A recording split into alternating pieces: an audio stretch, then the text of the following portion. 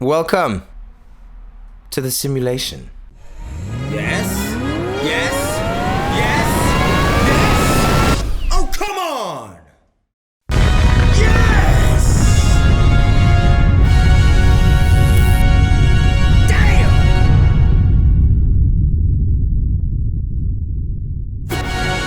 So I was watching this video. What is it called? I'm gonna actually just say it. Oh yeah. It's the conversation with Peter Voigt and Lex Friedman? Not even sure. We're talking about at that specific moment I stopped the video and was inspired to make this video. They were talking about simulation and I was like, oh God, this rubs me the wrong way.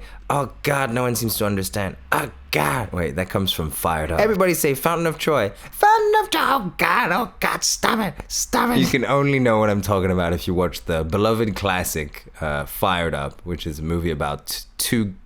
It doesn't matter. Watch it, you'll see. Go watch the trailer. Stop it. Lex, I think, seems to be focused a lot on the simulation idea, as if it was a truly viable possibility. And I want to explain why it's very likely that it's not, because every time you hear people talk about the simulation idea, hypothesis, blah blah blah, whatever you want to call it, you get people that either talk about how it's totally possible and blah blah blah, or you get people who go, nah, I don't take it very seriously. Well, the main reason that they don't take it seriously is that they go, well, if you can't trust your senses, what can you trust? So that's a pragmatic reason. To be honest with you, that is true. But to some people, that might not be enough. You know that famous line in the Matrix movie, or it tastes like a steak, but I know that it's not a steak. I know that the Matrix is telling me that it's... But I want to live in the Matrix. You have to give us a Neo. That's not what he says, but I like imitating him. Frodo Anderson and Neo Baggins. The movie would have been a very different movie if he'd been called Neo Baggins. He plunges into the machine city at the very end. On a tune of... I'm doing this for the shot. I can't remember the taste of strawberries. I'm gonna stop this weird crossover now and resume with the point. People tend to just assume that the senses idea is just enough to justify not living in a simulation, but you actually might still live in a simulation. Like, logically, there's still no reason why you can't be in that simulation, just because your senses can be fooled. Basically, it's just that's the premise. Sure, you must trust your senses, but your senses can be fooled. But there is a way of finding out, actually, if you are in a simulation or not. It's mostly a logical reason, but it's an extension of the idea of senses, if you like. Let's say you were plugged in, okay? So you have a big thing in the back of your brain, or whatever it is, or whatever mechanism helps that happen, and you actually live in another world, okay? Because there's two versions of the simulation hypothesis, the Matrix version and another version, which we'll talk about in a second. But let's talk about the Matrix version, right? The one where you actually live in another world, but you are being told that you live in this one. So the logic here would go that you need to fool the body's sense. So you are somehow simultaneously, which is no easy feat. I don't understand how people just assume this is just doable, but simultaneously stop all incoming information from the outside world in the real world and send new information to the brain, basically, which is supposedly the processor of information. I don't really like the idea of the processor of information, and I could explain why, but I'm not sure I should explain it right now. I don't think it's pertinent to the video right now, so we'll see if it goes on later, but it'll be about consciousness and my idea of consciousness. The idea of the simulation, somehow you have to stop all the input to your brain somehow. Like, even during sleep, you get input from the outside world. Your brain never really stops receiving information. To stop, you'd have to actually manage to connect to every single nerve, every single electrical impulse that gets sent to the brain. You'd have to stop that somehow and divert it, and then replace it with another electrical impulse. So that's already a difficult thing to do. But some people might say, well, it's doable. So the argument is not finished here, obviously. What I'm about to show you is incontroversial logic, that you can't live in a simulation. But say that you do send information to the brain, and you do fool the brain. So how would you do that exactly? How would you fool the brain? Well, you'd have to craft the information somehow. And how is the information usually crafted?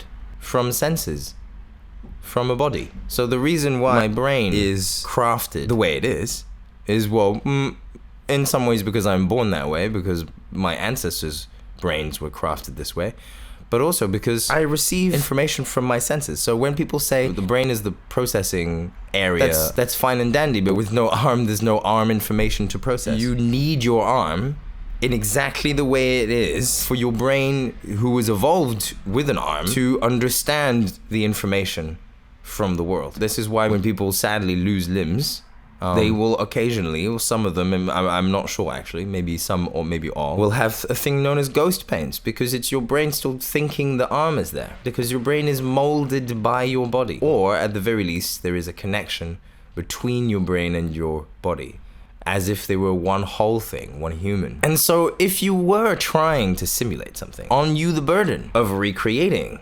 some secondary body that receives the information, the fooling information, and that will send it to the brain, to the real brain, stuck inside some pod somewhere. So forget the logistics of all this. Forget that it makes no sense to recreate a body to fool a currently existing body. So let's say we make the body. Okay, fine, Kieran, I get it. Maybe you have to actually make a physical body, because that's how the brain receives the signals, right? You can't just send a signal crafted from nowhere. What does that even mean? Like a computer will simulate the exact electrical impulse that it takes for the brain to understand that there's an arm. And how would the computer simulate it? By simulating a brain and a body? I suppose maybe it could. But it's getting more and more convoluted now, so I'm like, okay, well, I mean, the whole point of a simulation is that it's supposed to be convoluted. Let's assume that okay, fine, they make a body. The body is in a world, and the body receives information specifically from the world. So now you have to simulate the world. Now you have to actually create a world specifically to fool the body, to fool the brain. And so now, for this explanation of a simulation to be possible, to be plausible, now you need a fake body and a fake world. And you actually need to create those things physically, because that is how you create the information. There seems to be this misunderstanding that you can somehow build shortcuts to information creation. But maybe because people are going after the laws of physics, and physics are somehow more real laws than the real geometry around you. But the laws of physics, as I said last video, the laws of physics are deduced from the geometry. What is real is the geometry. And you can say whatever you want about other possible worlds and all that, other multiverse worlds, not the simulation kind like we're talking about in this video. You can say whatever you want about other dimensions, other parallel universes. You still have to face the fact that there is this one geometry here that you have to explain. And you can't just keep expanding your point of view and go, maybe everything's possible, so now we live in one version of everything, and it's easy peasy. That's what also Peter Voigt is saying. He's saying the exact same thing. Or at least he seems to not be inclined to entertain the idea too much that we can just go, maybe everything's possible. So the geometry of the situation is the real world, and the power of actual things is to be an actual thing. And the information that I receive, for instance, heat information. Heat information is air that has been heated and that is being received by my skin sensors. I'm feeling them thanks to, I'm not a dermatologist. I just know that there's derm and epiderm. We have receptors that receive this information, and they receive this information in precisely a way. I am not sure what that precise way is, okay? But there is a specific collision that occurs. Let's take something simpler, maybe like the eye, that I understand just a little better. The eye is filled with cones, with light receptors, and we receive photons on those cones, which excite those receptors. And this specific transfer of information needs to be replicated. How are you going to replicate them? Well, you're going to have to make a fake eye that receives this actual information. You can say all you want about simulating it in a computer, but to simulate a fake eye in a computer, you have to recreate the world with the fidelity of the real world, so that it is compatible with the brain, so that the fake signal you recreate is a signal that you can send to the real brain. So you're basically recreating a real world, and it's no longer a computer simulation. It's just another real world that you're making at this point. It's now getting to the point where, at the very least, you would need to reconstruct a world inside a computer. Somehow, and a computer is a servers, remember? Computers need to actually hold the information. So you could potentially compress the information, but then you have to uncompress it so that it can work. This is the most wasteful solution ever. Like, who would do this? What, to harvest energy from a human body? Sounding more and more unlikely that they would do this. So now we are recreating an entire world to fool one human. The reality is that the human cannot be fooled. The human can only be fed another version of events.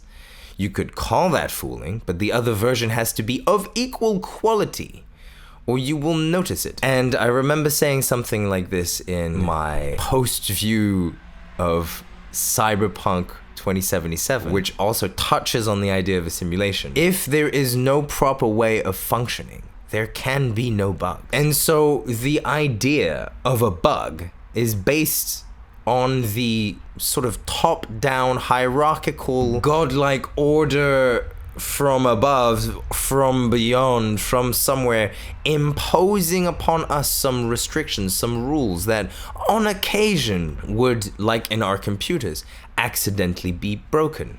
And so we would notice these bugs, yet we notice no bugs. There are no things that are unexplainable.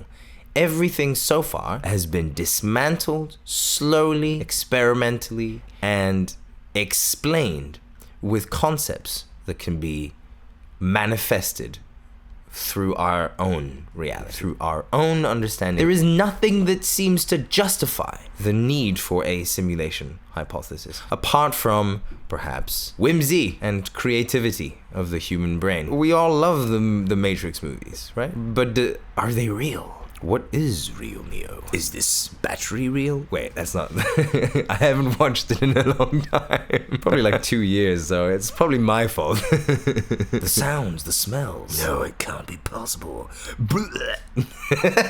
I'm making fun, but I really enjoyed it. About consciousness, let's talk about it briefly. It would seem that there's no need for consciousness to be anything other than a high level of collision complexity. That we are just a version of a collision machine, kind of like, I don't know if this is a good example, but it's the first thing that pops into my head when I think about collisions. You know the de-stressor ball thing where there's like, that every CEO has in their office. Like 4 metal balls that are like stuck together, and there's 2 balls hitting here, and the kinetic energy of one ball transfers through all of the balls, hits the other ball, and then transfers through all the balls, hits the other ball, transfers through the other ball, hits the ball, like that, and it goes, and you look at it like, oh fuck. Shut up. Jump.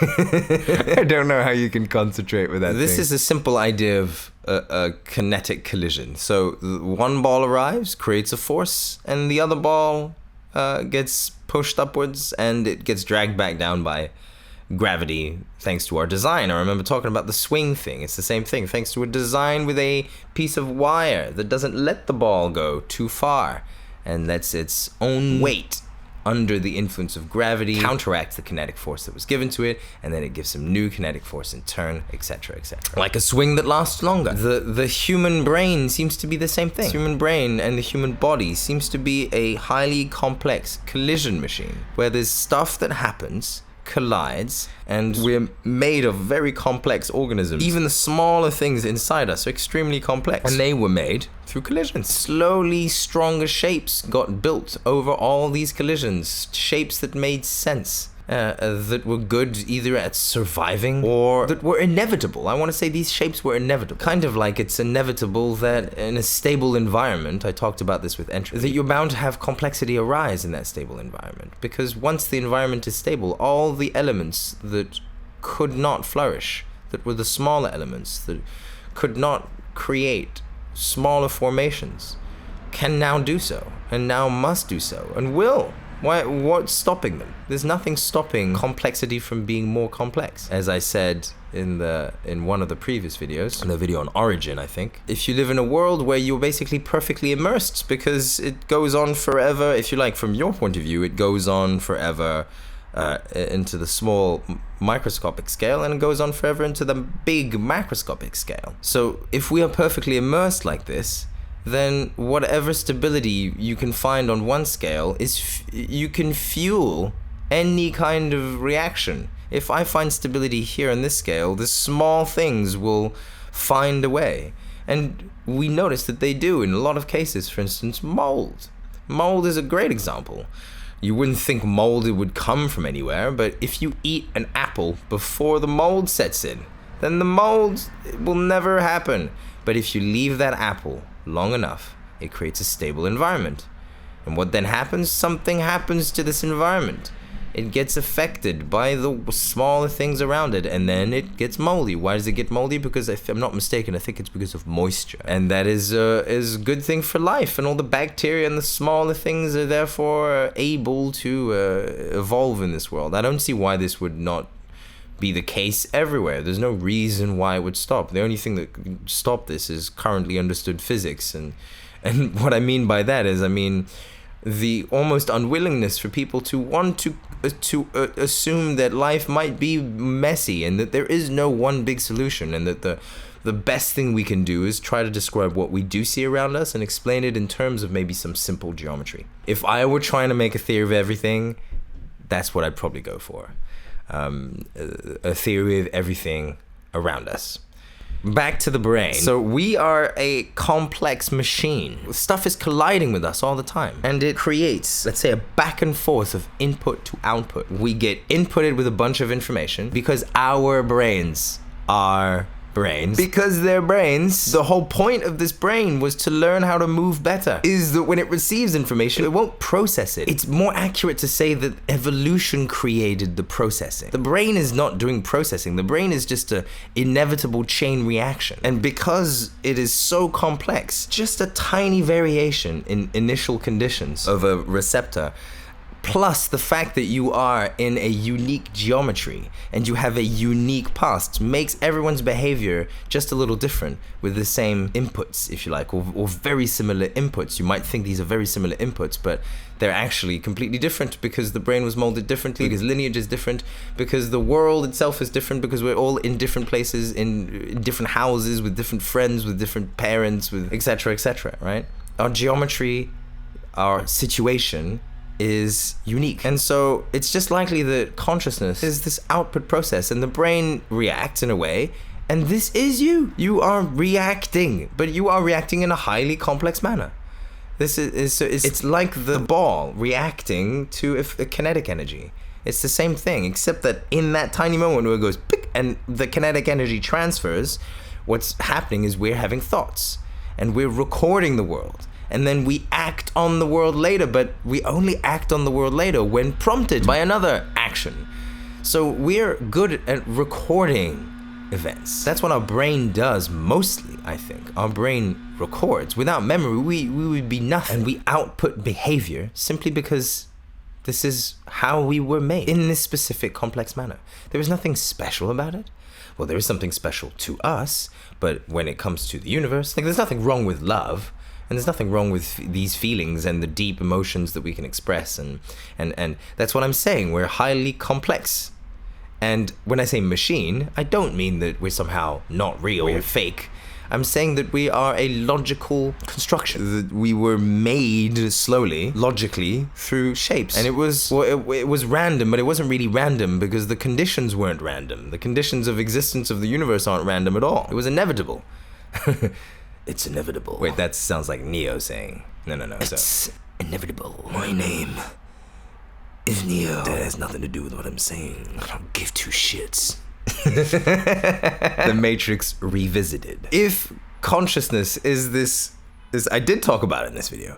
If consciousness is this highly, let's say, organized input-output process and highly complex input-output process, then this is what you must recreate for a simulation. How else to recreate it but with the exact same process? To recreate this process, you must therefore recreate the conditions in which the process was made. Our body was made within the conditions of a planet, and the planet, the conditions of a solar system, the solar system in the conditions of the galaxy, and the galaxy in the conditions of the, well, let's just jump to the observable universe because it just keeps going. And so now this becomes an extremely unlikely process to occur. Why would this process occur? Who would do this? What's the point of creating an entire universe just for one fooling? It's much more likely that no, we just live in the universe, that the geometry we have is the actual geometry, and we are not somehow separated by some invisible barrier called simulation. And the second version of the simulation, which I also touched on in my review, my post-review of Cyberpunk 2077. You should check it out. I know I don't promote my videos much, but just check it on my channel. I don't have many videos right now, so post-review, post-view.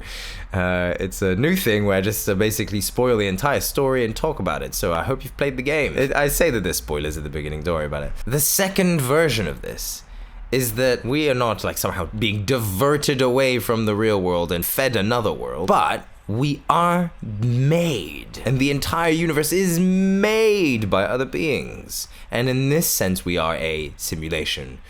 And I do touch upon it in the review. I say, but in that case, we would simply be a creation, which would make us real because we are the computer bits. We would be the zeros and ones, so we would be naturally in our environment, which would make us real, but to them, we would be less real, I suppose, or we'd be a different type of reality. Of course, as we know, zeros and ones are not the actual information. The actual information inside a computer is electric. The circuit boards were as zeros and ones, but it's not zeros and ones themselves that do anything. What's actually happening is electrical circuits, actual electricity. And what is electricity? It is real, yes. So it is connected to the real world. And servers are actual physical entities. So this idea that things live in somehow separate dimensions of like, this is not, it's not possible, okay? It starts becoming less and less tangible as an idea when you actually break it down. But forget that for a second. If someone somewhere had created us, the reason why I believe this is not very likely,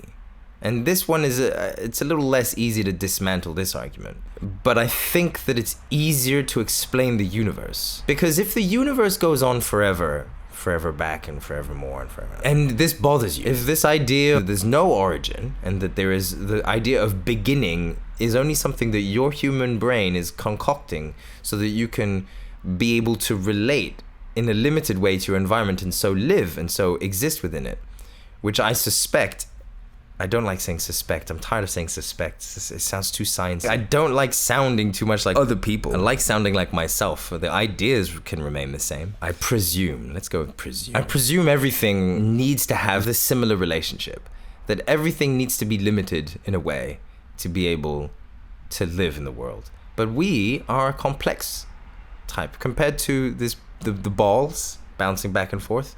We're a complex type of thing that is limited, therefore, in a complex way. So we limit ourselves by imagining beginning, because we are technically, individually, we do have beginnings and we do have ends, and so does probably everything else in the universe. But then the universe is not one thing. The universe is just a collection of all these limited things, and limited things bring about new types of limited things, etc. If you have trouble with that notion, you might want to concoct the notion that this world needs to somehow have an origin. This never-ending thing needs to, unbeknownst to the people in it who would keep on believing that it is going on unendingly, and it makes no sense. That where would this begin? And if you really needed the idea of a beginning, you might want to concoct up this idea of disconnected from us is a reality where they could pretend like it started somewhere. They could create an initial state that seemed to have previous initial states making it, but it didn't actually. I don't know how they would do that, by the way. That doesn't sound very logical. Like you create the initial state and then you have to somehow pretend like it keeps going, or maybe at the point where it's no longer available to the people that you're trying to fool again. But then again, you're making this universe specifically for one thing, but you're making it out of things that must be things unto themselves in order to create this one thing called the human that you are trying to fool. Again, like, everything's about the human in the simulation hypothesis. Why do we matter so much? Like, that's my question to you.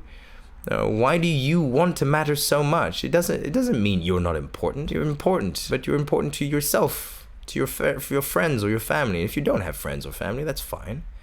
You can make some, or you can choose to give yourself to the world as much as you can. Maybe that's what you need to do. Maybe you'd want to concoct this idea that some separate reality made us. But then ask yourself this: what made them? This is not new. Like, I've heard people talk about this a lot in the skeptic community when they talk about God, and they're like, well, God made the beginning, but then, what made God? It's the same thing. What made them? What made this other simulation, this other world? And then it would be likely, if they made you, that they would be made in turn.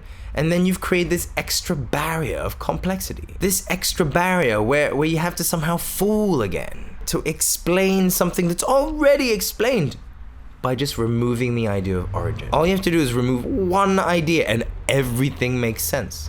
And you don't have to create other worlds, and you don't have to create a god, and you don't have to create fanciful ideas that have no logical connection to reality, or no direct logical connection. Because you can always make up an indirect version. You can always say, I'm the exception. You can always say, maybe this idea is a logical current, but in our case, God does exist. In our case, then yes, that's the thing, is that you can't prove any of this to be really correct or incorrect, but when you break it down into logical facts, it starts making less and less sense. Why, in the general picture, why energy would seem to be wasted in creating these unnecessary barriers, when all that needs to happen, very naturally, is that stuff makes other stuff, makes other stuff, makes other stuff.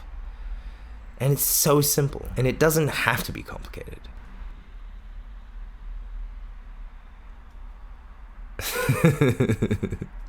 You know what's coming. Why do you make it so complicated? My name is Kieran Nakam. Hope you enjoyed this video. I'm not too sure where I was going with all this, to be honest. I just wanted to talk about simulation and about reality and our connection to the real world. I don't think there's any point in denying all the physical processes that make you. I'm going to be a little personal for a second. I've been struggling with my mental health for about 5-6 years now. The doctors called it schizophrenia. I'm not too sure how to define it myself, because when you look up the definition of schizophrenia, there are a lot of different definitions of it. This is not denial, by the way. This is just curiosity as to how things are classified. I was willing to put a lot of things into question, and I put too many things into question, and I broke my brain, if you like. I started breaking my own reality, and I realized my brain does have a way of functioning, and I broke it. Because it wasn't supposed to think this way. I wasn't supposed to start believing things that make no sense. I was supposed to be receptive to the world around me, and that's how my brain built itself. And my lineage and everyone in it did the same thing. They all had their brains influenced by the world and lived in the world as they were, and they didn't renounce themselves, if you like, and started connecting to a picture. Because we're good at, remember, memory. We're good at imprinting the world on ourselves.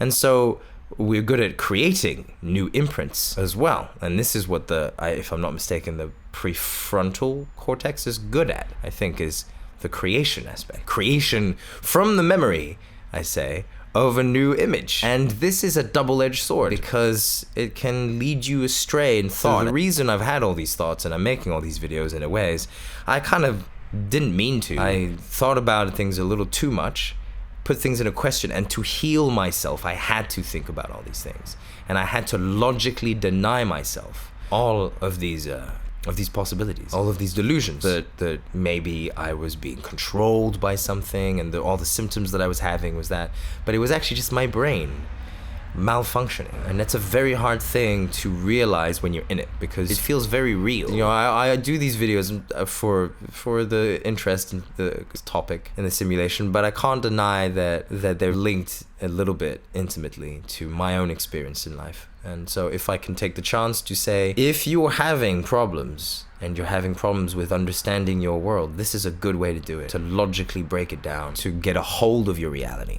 and to understand the world around. Don't let other people tell you what to think. It doesn't matter what the Lex Friedman says. It doesn't, sorry, Lex. It doesn't if he's watching everyone. What matters is, in this case, at that moment, what matters is your health. And your health requires that you think more, that you advance yourself more into thought. There's a famous line Richard Dawkins says, is it's good to stay open-minded, but not so open that your brains fall out. And I am a good example that my brains did fall out. But to put my brains back in, I had to open my mind more, not less. And that sounds counterintuitive, but I did have to ground myself as well. What I might say in a song in the future is I had to have my head in the clouds, but my feet on the ground. And so when you have your head in the clouds and your feet on the ground, you're a giant. It doesn't mean it's impossible. It just means it's difficult. You have to grow really tall. Take care, and I'll see you in the next one. Damn!